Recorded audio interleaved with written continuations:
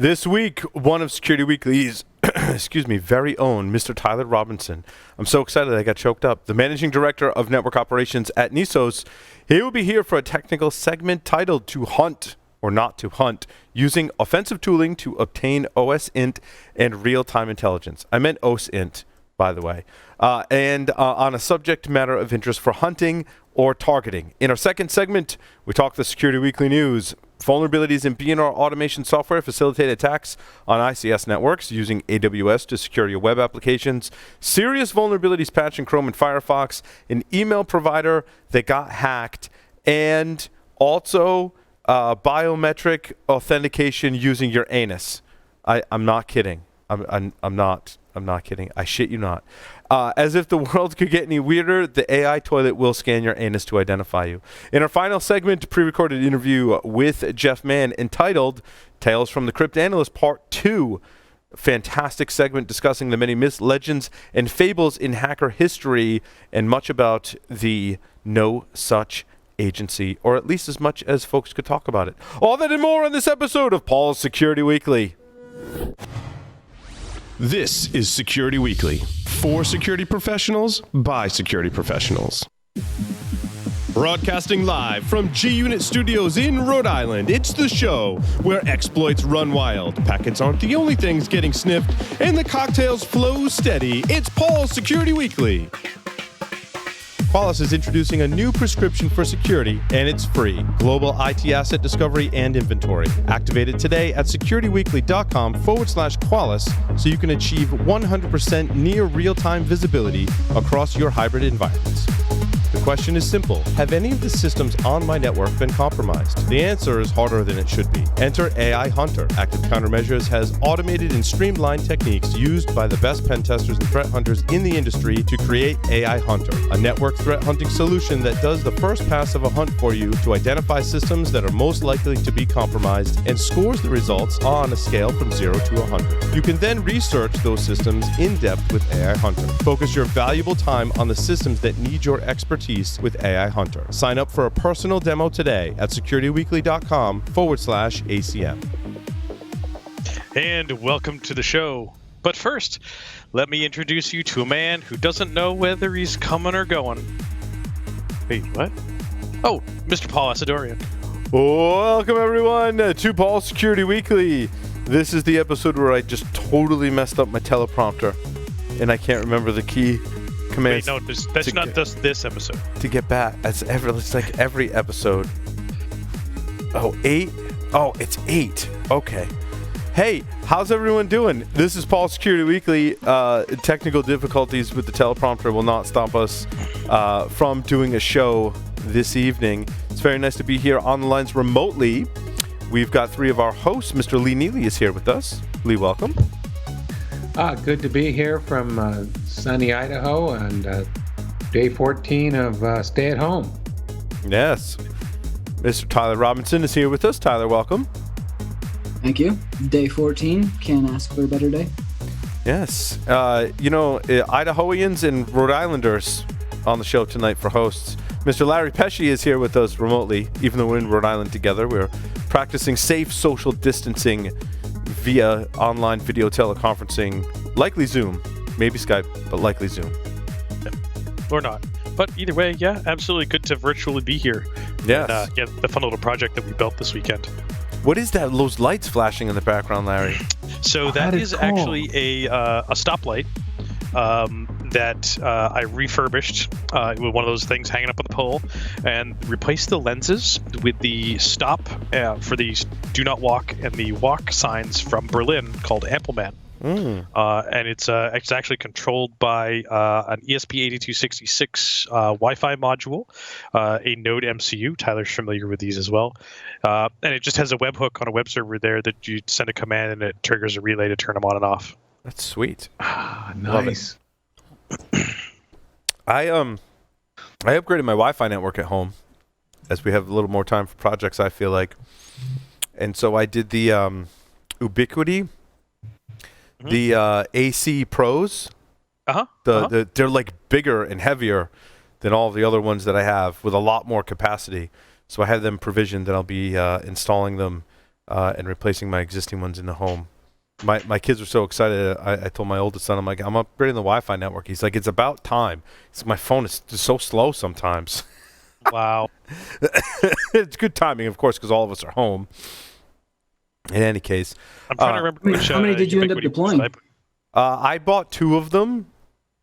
One for my upstairs and one for in the addition. I'm going to see how that goes, and I might get more. I've got 3 of the older ones and one of the outdoor ones that's indoors now that I'll deploy outdoors. I've seen whole hospitals covered with less than that. That should be from the AC. That should definitely be plenty. That should be more than enough, right? I think we have a lot of Wi-Fi traffic at home.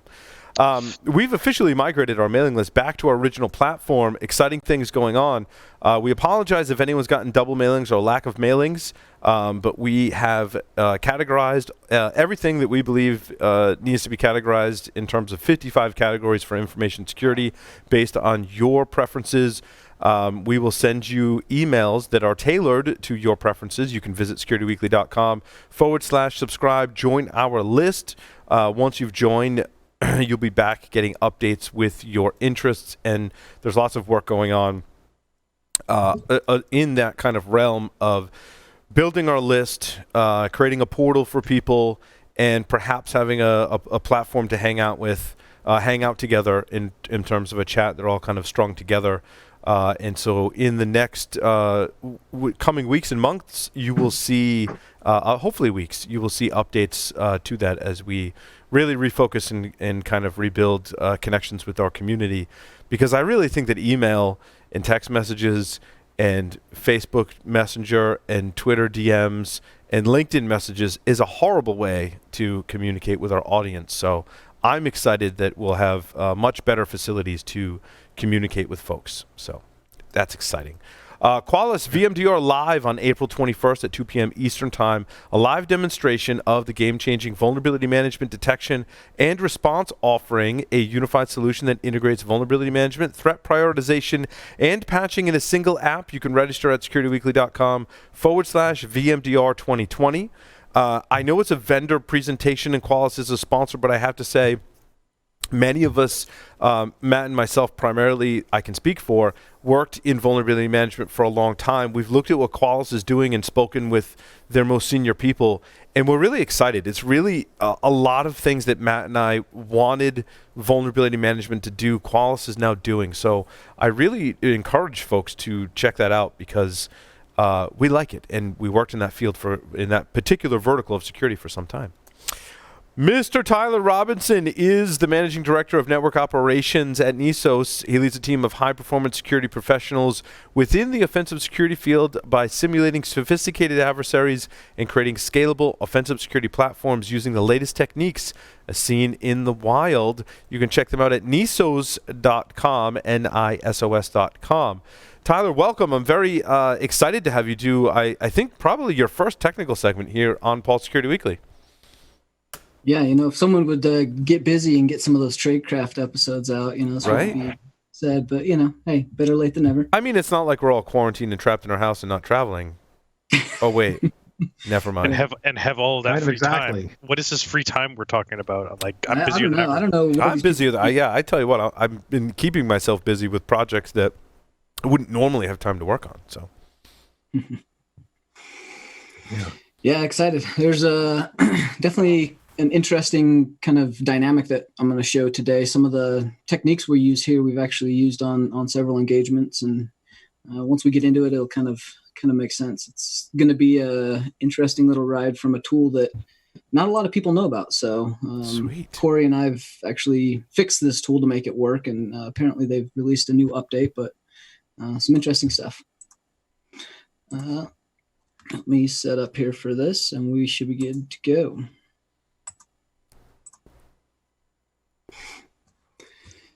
All right. Appreciate everybody taking some time today to hop on and learn about an interesting thing that not a lot of people know happens. We're going to get into how different browsers are using tracking information, how people are being tracked today. And we'll even get into some more novel tracking mechanisms, and then how we're using these in kind of offensive services. So really, to hunt or not to hunt, that's not really ever a question, right? Everybody wants to hunt.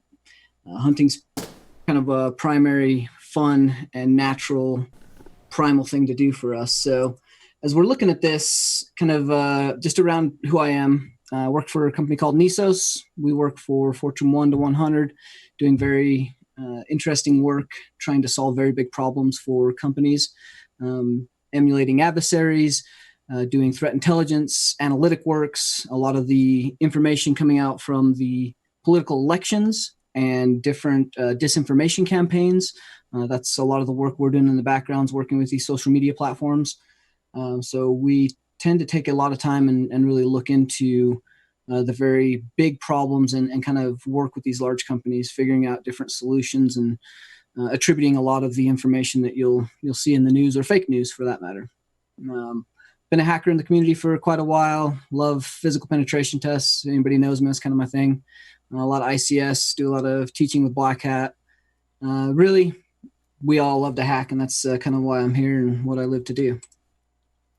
So the TLDR of what we're going to look at is kind of how different tools can be used to hunt or target. Now, when I say hunt or target, oftentimes when we're doing different engagements, we're tasked with trying to figure out or provide attribution behind different things going on. Now, whether that's a specific account on a social media platform, whether that's an individual that we are trying to gain more intelligence on because of either nefarious activities or illegal activities, or trying to figure out what an account is actually tied to from a physical standpoint. With all of the different social media platforms, the ability to create free emails, even down to deep fakes, the ability to make and create people that don't really exist that are highly believable. All these things tend to lead to a problem of anonymity. When you're online, everybody thinks they're semi-safe. They have this kind of shield of they can do whatever they want and kind of get away with it. Well, most of us in this industry realize that's not really the case. But when it comes down to it, how do we prove that? How do we provide different attribution? How do we look at and target and gain intelligence from a legal standpoint to tie an IP address or a particular social media account or an email address to a real person or an individual? And there's a lot of analytical efforts that go into this. There's a lot of talent and years of experience that go into this.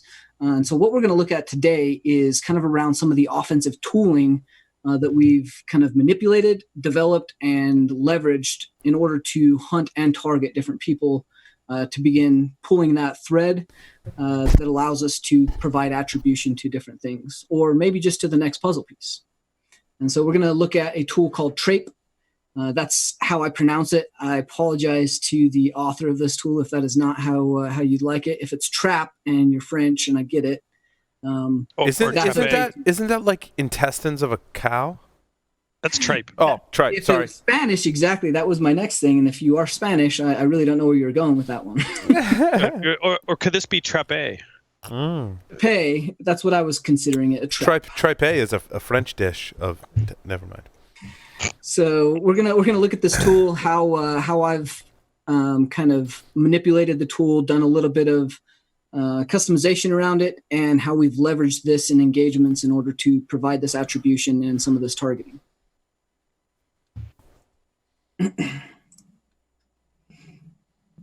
So first of all, to cover what most people typically cover, is this even legal? Honestly, most of what I do day to day and most of what any of us do in the offensive space is definitely illegal without authorization. And this is why we always go back to teaching everyone that getting authorization is a must. If you don't get authorization, yes, this is illegal. This is something you will go to prison for, and nobody wants to do that. So that's how you get ants. However, what we're going to go over today in a lot of the OSINT and targeting and hunting bits, leveraging all the online accounts, social media accounts, different service accounts, and looking at pieces of metadata, all of these particular tactics, when you're talking about hunting or targeting, almost all of these are considered generally accepted use of the web, of the tools, of the information available.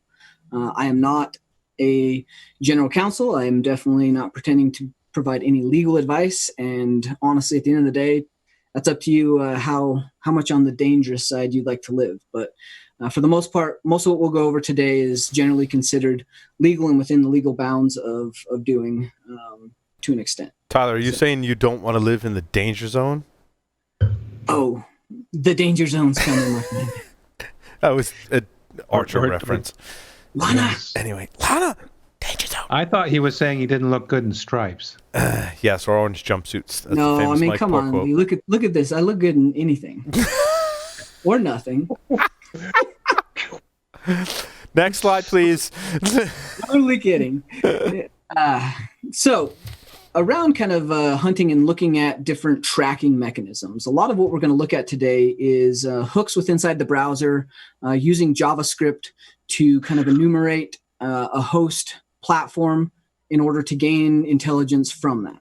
Now, this is nothing new.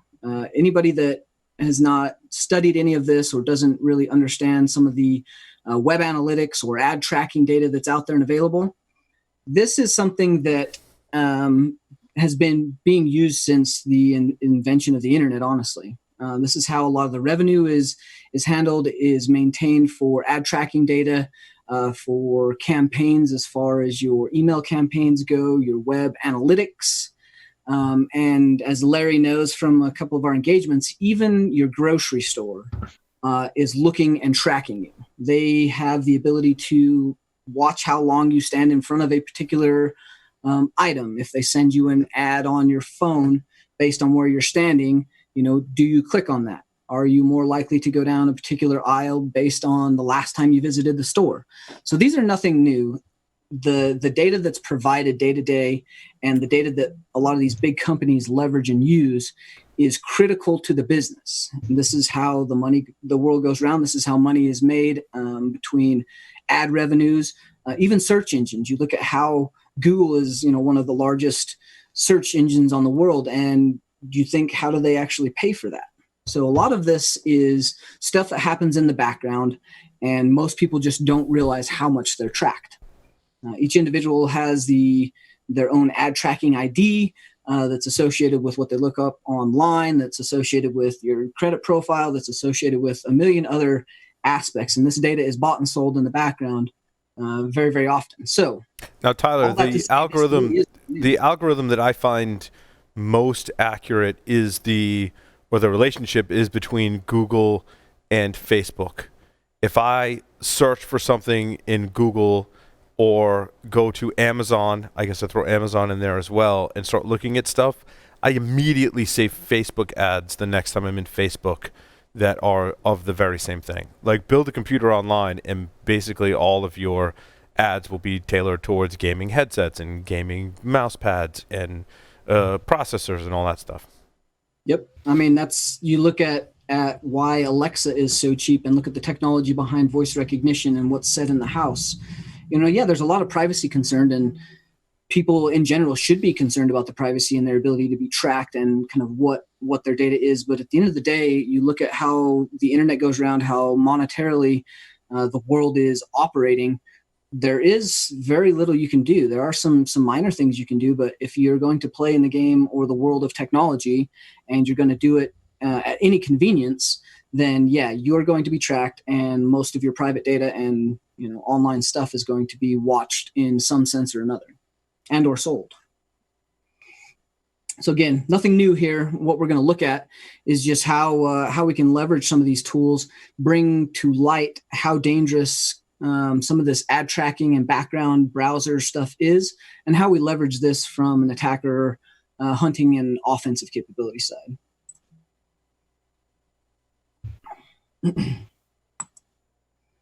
So Trape, or Trape, or Trape, however you're going to say it. Essentially, this tool is a Python-based tool that leverages your browser using some JavaScript. The JavaScript hooks into your browser, provides information back to a server and or a dashboard and it tunnels all this through a service called ngrok. And we've looked at ngrok before from an offensive side. It's been used in many tools, but it's typically a developer tool that ports a local port out to an internet service that then the world can hit for, demonstrating a public website to a potential client or a new version of a tool that's not ready to go live. So we leverage both of these tools, and ngrok is hooked into Trape currently, but we use it in a way that's a little bit different than typically seen, or as it was initially designed. So one of the ways that typically is used in order to track or hunt or gain attribution is links, right? We all know that links are dangerous. This is something that from beginning of time we've been taught.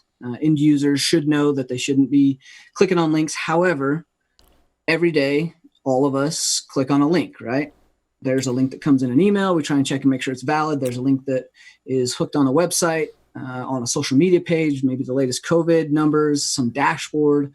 So yes, links are dangerous. We all know links are dangerous, but why are they dangerous?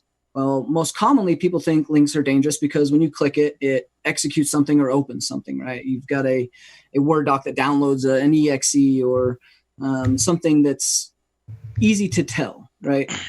But what most people don't often realize is once you click a link and once you hit a web page, and maybe you're not even clicking a link, maybe you're just going to the web page, the code that runs behind even the most simple web pages you find today run a ton of ad tracking data. They run a ton of JavaScript, and all of this JavaScript running in the background is interacting with your web browser, with your computer. It's seeing where your mouse is moving, and it has the ability to track, locate, and send information back to a server in order for analytics or for whatever use case you're using it for. Many companies are using this just to see, how many hits are getting off of a particular campaign that they launched for maybe a new video.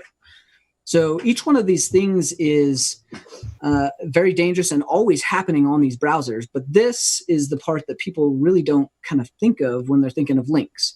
They're thinking a link's going to come in, it's going to have a misspelling, or they're going to be able to hover over the link and it's going to show them something that may indicate that it is dangerous. However, to really understand, what tracking data is doing, what JavaScript is doing, and why links are bad, we really have to understand that almost all websites are using JavaScript in order to track you. Therefore, all links, in some sense, are semi-dangerous depending on your risk appetite for your privacy. Now, if you don't want to be tracked at all, there's a lot of plugins and stuff you can leverage to kind of stop some of that privacy and keep some of that to yourself. But at the end of the day, when you're online, you are constantly being tracked. Most of us don't know what we're being tracked for or the reason or where the data is going, but we are being tracked. So we're going to kind of look at, and one of the reasons this author actually created this tool was to bring to light from an offensive standpoint how dangerous and how people are being tracked. It brings kind of a more nefarious use case that allows the average user to kind of see it. And we're using it from an offensive standpoint to hunt and to track people down, which will be really fun in just a minute. So the ngrok piece, and this is kind of, we're going to do a demo here at the end, and I'll show you some of the ngrok pieces. But ngrok in and of itself, like I was saying, was an easy way for you to run a web server or some service on a port, whether it's direct TCP or SSH, or there's a million use cases, but it allows you to do that without exposing your computer directly to the internet. It ports those through their service and allows you to create the subdomain or a CNAME, or even a custom domain name if you are using the paid version in order to port stuff directly to the port on your computer. And so some of the pro tips around what we're doing here is we're going to use a custom domain name that has a kind of a catchy social engineering aspect. And we're going to port that to a server running out on just some cloud provider. And then we're going to do some masked 302 redirects that allow us to very carefully embed an iframe within inside of this website that allow us to track and hook a user's browser so we can get a whole bunch of information. There's a couple gotchas on the public version of Trape. Like I said, just looked today. It looked like someone had pushed an update. It does currently work now. Corey, Mr. Atcoffin, helped me fix the version. It had been broke for quite a while just due to some Google API hooks that went away and some issues with inside of the libraries and the code there. So we'd fixed it and made kind of our own custom version out of this and gotten it working. And then we modified it for some custom domain and some very specific use cases. But the current version that's now in the public place uses the unpaid version of ngrok. So you get kind of an ngrok, .ngrok.io or ngrok.com address. And so what you're going to see here is using the paid version with some modified code. So those are some gotchas when you go to try and recreate this or play with Trape. Just know that there's some code in there that you'd have to modify in order to do it exactly how we do it today. So, time for some danger zone time.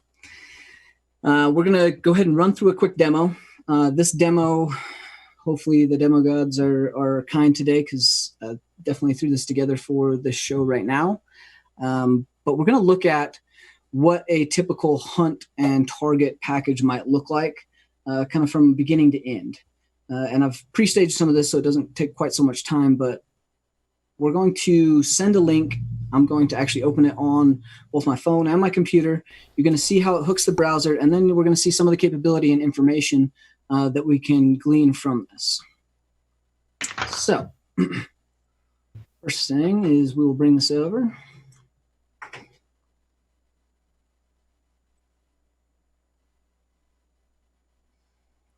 So the GitHub is actually github.joffpin/trape. If anybody wants to go check out the code there, like I said, this code should be fixed as of 3 months ago. I have not actually played with this version of the code. We've modified ours a little bit, but the overall setup is not too bad. There's some libraries you have to install, some prerequisites. They fixed a bunch of the config files, but very, very straightforward. Mostly runs on just a bunch of Python scripts and Python servers.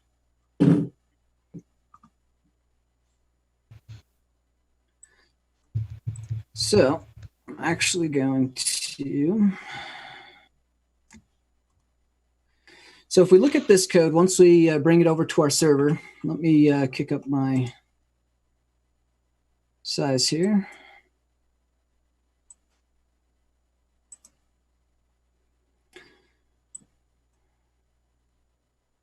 So this will run on pretty much any Linux computer that's got the prereqs installed. So once you run through and do a pip install requirements, make sure that's installed. I extracted mine to opt, and within there you have a bunch of files.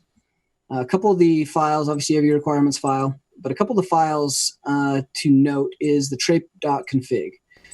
This is the first file that you'll actually modify, and you're going to go into here and you're going to put your ngrok API key in there, and then you're going to put your a couple Google API keys for the Google Maps API if you want to leverage those particular pieces of the code.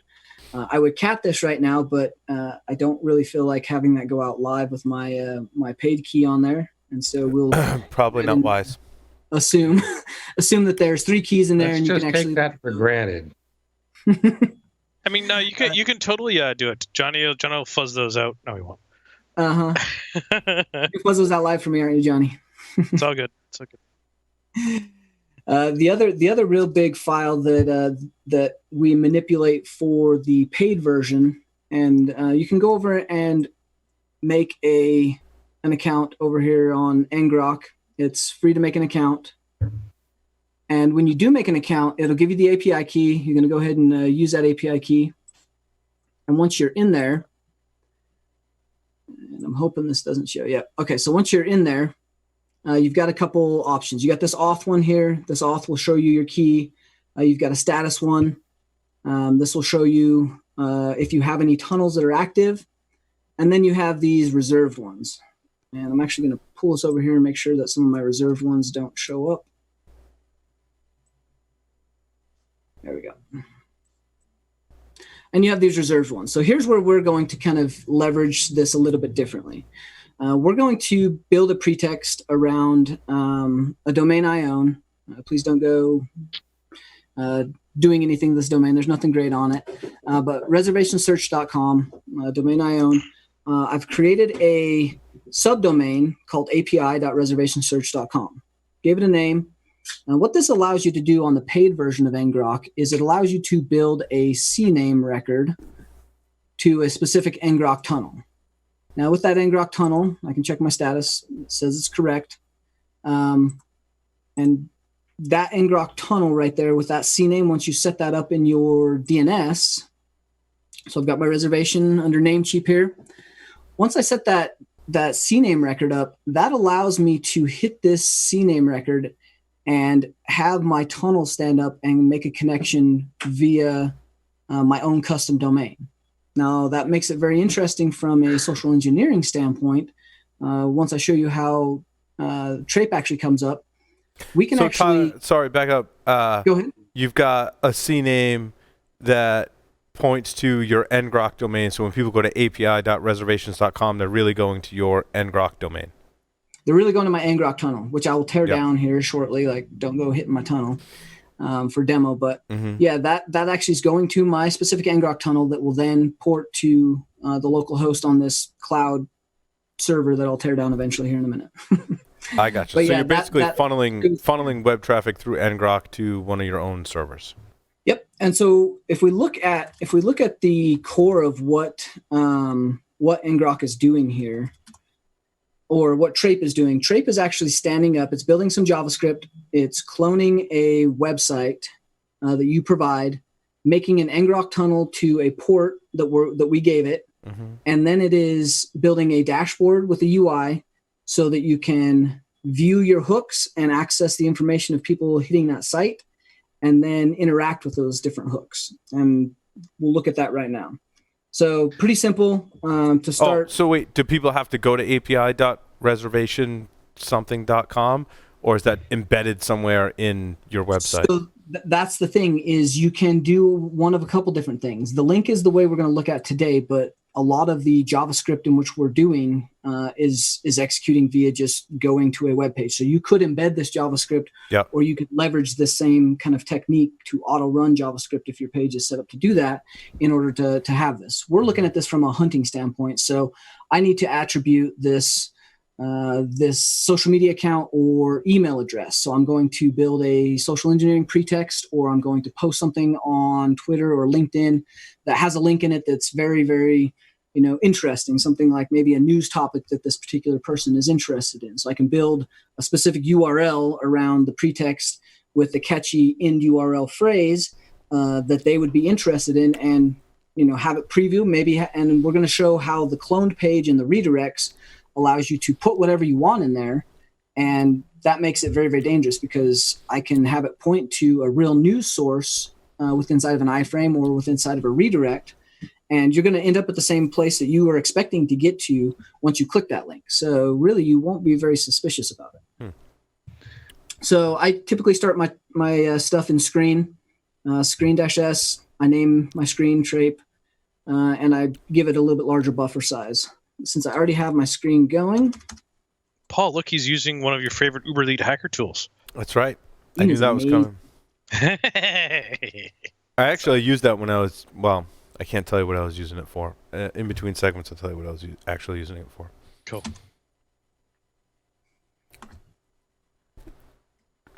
All right. So once you start this up, Python exception, HTTP error. That's all right. I'm trying to get the scroll working. In screen is awesome, right? Scrolling in screen is not awesome, by the way. No, it's really not. It's really not. Even though you increase your buffer size too. Let's see.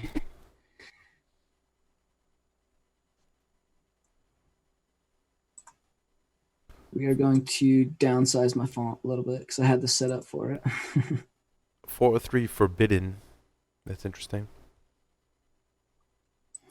All right, so once you have kind of Trape up and running, if you can see that, you'll end up with this kind of welcome screen. You've got a couple items here. you'll have a Lure URL for your users. And I'm going to tell you how we modified these based on the modified code that we used. You've got a REST API path for your JavaScript. You've got a control panel link with a unique kind of ending URL here. And then you've got this access key. Now what this does is once you start this, this will look a little bit different based on the free version you have. But once you start this, this will stand up your ngrok tunnel, and it will build a tunnel that has a web server running at this URL. And this access key will allow you to gain access to that particular web server. And that, when it comes up and you enter your access key, looks like this. So this is the Trape kind of web URL that allows you to interact with different clients. So one of the, yeah, no worries, man. So one of the big things here is because we are doing the paid version and we've modified our code in order to use a custom domain name. In order to get to this particular API or this control panel, you noticed in our screen, it points to the IP address of my server at a specific port and has a unique URL. Well, I've got to make the assumption and I've got to change some things here to my API because I've modified my ngrok, right? We created our ngrok here. We've modified our DNS name and we've pointed that to our specific API or to our specific ngrok tunnel. And so that means that ngrok tunnel, even though it doesn't come up here because we've modified the code and manipulated this for the paid version, if we put in our ngrok name, our CNAME in here with that URL, that will get us to the control panel. And we enter our access key and it's what we end up with. Now that's interesting, right? That's kind of how the tool is designed. We've modified it a little bit, and that's some simple changes in some code. Now, what starts to get really interesting is when you start to manipulate some DNS stuff and do something like, all right, we have this really weird kind of URL they've given us. So essentially, in order to get the users, when we started Trape, we gave it the -u and a port. The -u is what site to clone. And we clone Marriott reservation, look up your reservation. And so now we've got this weird URL. It would be api.reservationsearch.com:8000, this really long string. No user is really going to want to click on that, right? That's not really all that interesting. And so we had to get really creative with the DNS piece here. And so what we did was we took that URL, that long string URL, and we put it in a 302 masked, making sure this is a masked redirect for my. Now what this URL redirect, a 302 masked redirect does is it builds an iframe with inside using DNS on your provider, builds an iframe and redirects the traffic. And so up in the URL field, if it's masked, it does not show that iframe or show where it's ended up at. It doesn't do the redirect. It's doing the redirect with inside of the page. And that makes it interesting because we can actually make whatever we want here, like my reservationsearch.com. We've got a kind of a clever URL. And then the other thing we can do, and this took a lot of reading and documentation searching from a lot of different places, but if you leave off the trailing slash at the end of a 302 masked redirect, it allows you to anything that the user or you provide on the end of your URL, it will drop. If you don't provide the slash, it will drop it. So I can provide whatever I want, like say interestingnews.com/interesting story you'd be interested in. And it doesn't matter like what I make that, it's going to drop it off and it's going to show that with inside the URL. Now, the other interesting thing is you can actually append the slash to that, and anything that you add to that or your user puts on the end of that, it then gets concatenated or appended based on how you do that. So it does almost a regex. And so we've done ours for my, and we could put, a reservation number in there or whatever we want because it's going to drop it at the end of it. So we've got this interesting URL. We're going to send it to our user. And once we send it, and I'm going to send this over to both my phone, and I'm going to show you what it looks like on both my phone and on a computer. So interesting URL, this one in particular, is myreservationsearch.com. Enter that, you send that to your user. Here's your new reservation. Thanks for staying with us. It brings you to, a legitimate site, right? Wow, that's actually fairly scary. That's actually from Marriott. You could have used whatever site you want because it clones the site and it makes an iframe into this. And we've done some more interesting things with the iframe pieces that we won't get into today. But once it does that, and once your users click that link, just that quick, we know that we've got a session on our backend server. We see the session. Well, that's nice. It's not fun to look through logs. So we come over here to our new nice control panel, and we look at this session that we got. We see we've got an IP address. It shows it's online. It's showing what the referencing URL came from. It's showing me I'm on Chrome. It's in Windows. It's assigned me an ID. And it allows us, if you plug in your API keys and everything right, it allows you to see a map of where that user hit. So here we could actually type in our latitude and longitude in Google Maps, and we can go pull that up. I don't have the key set up right on this particular host right now, but we got a latitude, longitude. We know my ISP provider. We know what Chrome version I'm on. We know what open ports I have going right now. I can look at my network status. Here's my download speeds. Johnny, that's why my video is looking so bad, because apparently I'm on 19 megs down type of connection. I can look at the different hosts on my network. Now remember, this is just a simple click from a single link that you could have gotten an email. You could have clicked it on Twitter. You could have had your grandma give it to you, or this could have been embedded inside of a website. So pretty scary stuff. I've got an IP now. I'm able to start to track down, look at a location, see if the individual is coming out of a VPN or not. And this is the kind of the first breadcrumb to how we start to track or trace or hunt a particular individual. From this data, if we get an IP address, we have the ability to look at some special data sets and some in-house access to different internet traffic that allows us to kind of correlate and coordinate ad tracking data with IP, with where that IP has been seen before, with even wireless SSIDs in the area. So this is all very, very dangerous information from the standpoint of being hunted or tracked from an offensive piece.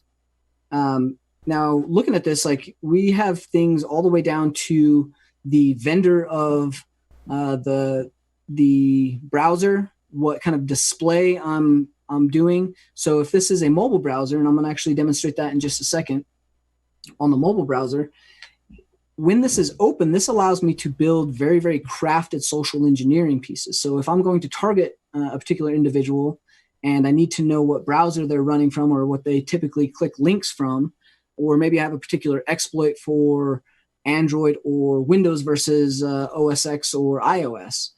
So I need to know these particular pieces, and this provides that real-time data that allows us to then target the individual and start building the next set of attacks. Now, everything we've shown here so far is all on the up and up. Not, this is pretty typical JavaScript that is tracking you every day from a browser.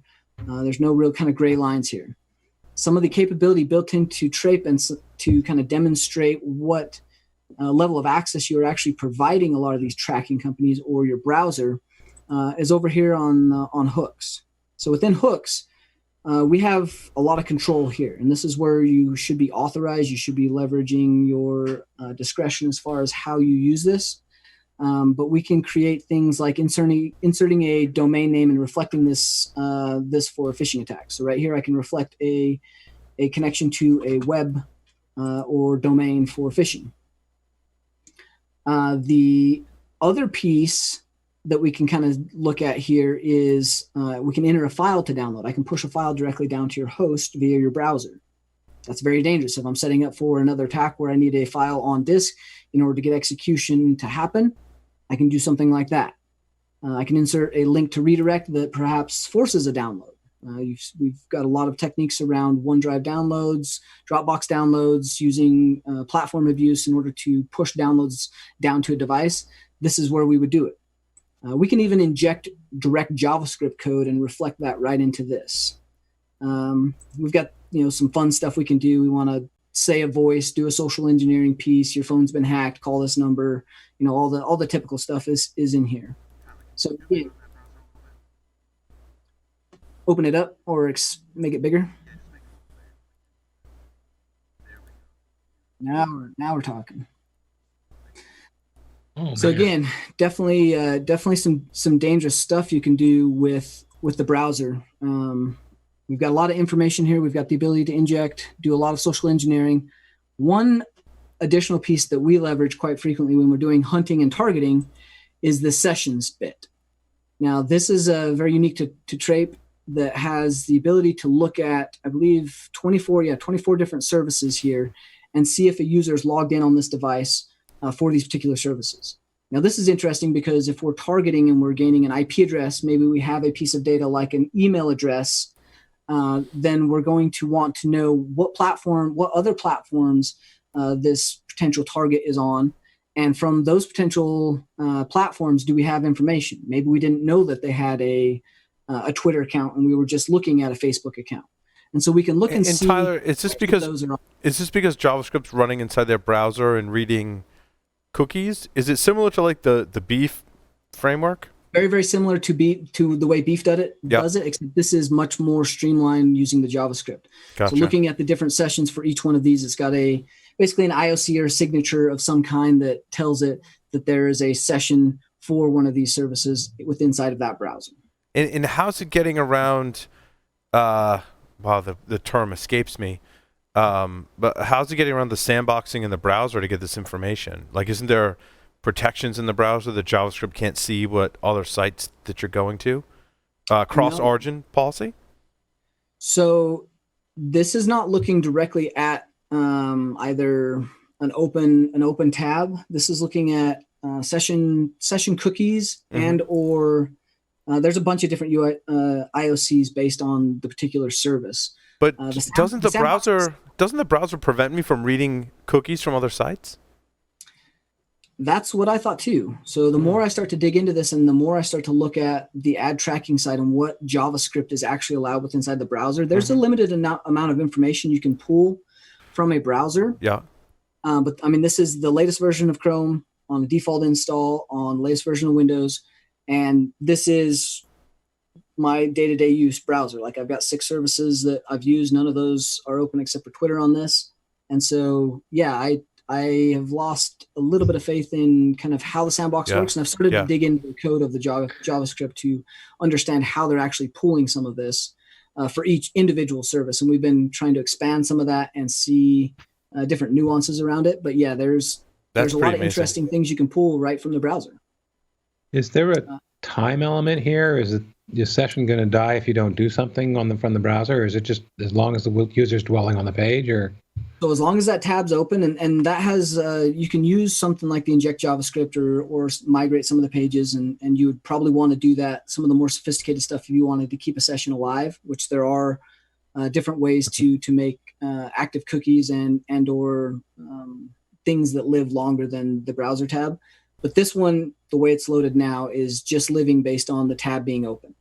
When we're hunting for someone, typically we're after an IP address and all the services. So as soon as they click that once, even if they close the browser like right after, the fact that they clicked it, I've got their IP address, I've got all the information on their device, and I've got all the services I need. So really, unless I'm going after the more targeted and active offensive stuff where I'm injecting JavaScript or I'm trying to directly get code to execute, then this is all I really need. So again, we've got the ability to track, and even if they close this browser, in most of your mobile browsers, if you notice, we'll pull up one of the mobile browsers. Most of the mobile browsers, if you've clicked on it, once you minimize or close your phone, right, that session goes away. But once you reopen it, you've got all these tabs open. I don't know if you've ever looked on your Safari or your Chrome on your phone, but all of your Yeah. tabs stay alive. Like unless you manually close them, it's not quite the same way. And they come back up and open their tabs if you look at some of those browsers. So some of these different IPs and targets have came back alive even after the phone is shut off or they've went to a different page, right? And so that's another interesting aspect of this, is the ability to kind of have a potential tracking. If they open that page again, or if the browser comes back up, I might be able to see where they've went, some of their movement, and kind of keep track of it. So within Trape, we can obviously assign a name to this. From a phone side, we can see what phone it is. Maybe we want to know exactly which Apple version it is. We can pull some of that information based on this. Look at what ports are open. Again, these are very, very interesting things from a hunting and targeting standpoint. Anybody have any questions up till now? I have zero faith in my browser to protect me from anything now. So again, as we're looking at this tool and we look at different ways that we're tracking people, building out kind of some very interesting DNS things where you're doing mass redirects and you're having different live pages load. And then from the ability for JavaScript to run and embedding that into either a page or the ability to build very crafted and custom links, you really have to start to wonder from your own standpoint, your own privacy, as you're clicking all these links and you realize like all of this tracking is kind of happening. What is that data doing? Who is using that data? Where is that data being sold? How long is it being retained? And from a conspiracies type theory, or from, hey, we kind of use this data day to day, really you can pretty well track, even using anonymity software, VPNs, you can track a lot of people to a lot of places and gain a large insight into day-to-day life if you're looking. So I'm going to say it's very, very difficult from an individual standpoint to be privacy conscious. And that's one of the reasons this tool was made. And this is how we're using this tool to actually hunt and target people. But the reason the tool was ultimately made was to bring to light and to show people really how much data is being tracked anywhere you go, and eliminating some of the faith in the things that you think you're having from a privacy standpoint. You're private on your phone. Tyler, I was just showing Johnny a trick I used, which I almost don't want to say on the air, because there are certain sites that say, hey... Whoa, Paul, we don't want to hear about that kind of trick. Not that kind of trick. We're practicing social distancing, Larry. But a browser trick that certain sites say, hey, you've viewed articles on our site X number of times, and therefore, even though you've registered an account with us, you need to therefore pay us a monthly fee in order to access more articles. I copy that same link into incognito mode, and it loads just fine. How much, in your assessment, I don't know if you've tested this, does incognito mode protect you from these types of attacks? It does not allow some things to run. It doesn't give you access to a lot of the services. So like that's a great demonstration, right? We can pull up a new incognito window. Yeah. Because like I want to default me opening new links or users opening new links in incognito mode. So we'll throw this up. We will actually grab our link here. Which, by the way, that works on numerous sites if you're frustrated. It's a cute little trick. Run it over. Bam, we got a new one. And it looks like the first time it's seen, it assigned me a new ID. It gave me the IP. Shows I'm online. So here's the info we can get. We got the IP address. We've still got the same CPU, the core user data, ports open, latitude, longitude, ISP. Still got the one host found. I've still got my speed. Still able to inject into the browser. I do not see any of the active sessions because with inside of incognito window, it's not sharing that session or token data, right? Or so cookies. some level of protection. Some level of protection there. But it is still pretty much giving you everything else. So the sessions is about what you're going to get. And that's interesting that it doesn't ask you to allow that site to track your location. Is that just a farce? No, and that is another interesting piece. Like as I started digging into this and how I would track people and how JavaScript's running with all these ads, ad tracking data, and campaign click data, right? We were using a lot of the campaign platforms for phishing because the campaign platforms obviously get out. They're used to being delivered. If you get a good reputation score and you build a good domain and you're taking care of it and doing proper OPSEC, you can send a lot of emails through campaigns and it always gets in.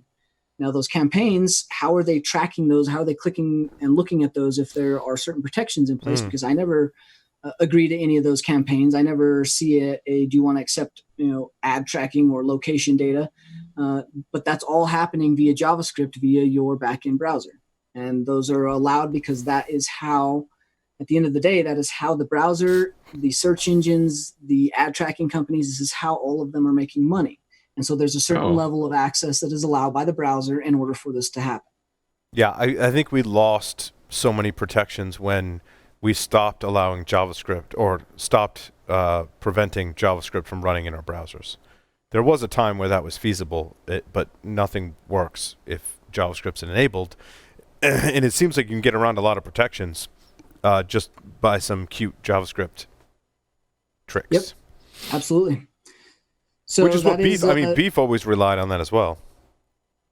We have, and that's kind of one of the reasons I really like it, because it works well. It's fairly inconspicuous. I can craft and build different domains around it that are very custom.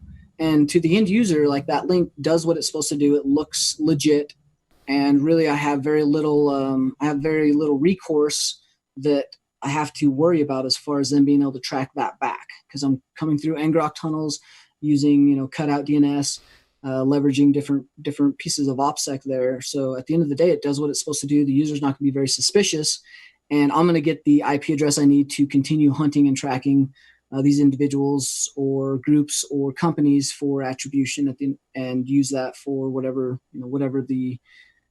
the goal was for this particular engagement. That's awesome. You know what we get to do now, Tyler? What do we get to do? We get to ask you 5 questions. Oh, boy. You know what these are, Tyler? I can't believe I haven't actually thought about the answers to these questions. Even better. So, Tyler, 3 words to describe yourself. Tenacious, unique, and caring. If you were a serial killer, what would be your weapon of choice? A gas mask. If you wrote a book about yourself, what would the title be? All the Shades of Grey. In the popular game of Ask Grabby Grabby, do you prefer to go first or second? Can I go first and second? Yes. Choose 2 celebrities to be your parents. Oh, Larry was muted when he said the... Alive, dead, fictional, or otherwise. Yes. Hey, it's Joff. What's up, Joff? Awesome, Joff. You nailed it. I don't get the otherwise. Like, either you're alive or you're dead or you're fictional, or otherwise is non-fictional, which means you're a person that's alive or dead. Yeah, otherwise could mean you're in like another planetary dimension of some sort. That's a good point. No, it's a great point, Joff. Great point. It's a Star Trek reference. You could be one of the creatures from the 5th dimension. Right? You could be like Q, right? Like Yeah. Q works, yeah. I would say that was Angelina just giving Tyler some time to think. So, Tyler, say that again. Angelina Jolie and Archer. Archer's a great answer. I don't think we've had that answer for Dad. That's fantastic. Well, Tyler, thank you so much for that awesome technical segment. With that, we're going to take a short break. Come back. Talk about the security news. Stay tuned.